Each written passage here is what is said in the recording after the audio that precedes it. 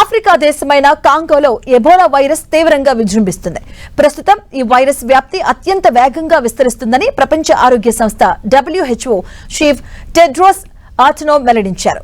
గతంలో కంటే వేగంగా విస్తరిస్తున్న ఈ మహమ్మారిని అరికట్టేందుకు ముమ్మరంగా ప్రయత్నిస్తున్నామని ఆయన తెలిపారు. ఎబోలా వ్యాప్తి తీవ్రత రాబోయే 6 నెలల్లో గరిష్ట స్థాయికి చేరుకోవచ్చని, మరో 9 నుంచి 12 నెలల పాటు ఇది కొనసాగే అవకాశం ఉందని ఆందోళన వ్యక్తం చేశారు.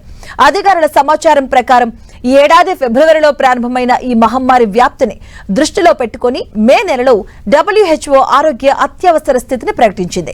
ఇప్పటి వరకు నమోదైన 4,300కు పైగా కేసుల్లో ఇప్పటికే 2,000 మందికి పైగా బాధితులు ప్రాణాలు కోల్పోవడం ఈ వ్యాధి తీవ్రతకు అద్దం పడుతుంది. అలాగే 2014-16 మధ్య పశ్చిమాఫ్రికాలో సంభవించిన ఎబోలా విలయంలో 11,000 మందికి పైగా మరణించగా ప్రస్తుత వ్యాప్తి అంతకంటే ప్రమాదకరంగా మారుతుందని అధికారులు హెచ్చరిస్తున్నారు. కాంగోలో విజృంభిస్తున్నది అరుదైన బుండి బుగ్యో రకానికి చెందినటువంటి ఎబోలా వైరస్ కావడంతో దీని నివారణకు ప్రస్తుతం ఆమోదించబడినటువంటి టీకాలు, చికిత్సలు అందుబాటులో లేకపోవడం వైద్య రంగానికి పెద్ద సవాలుగా మారింది.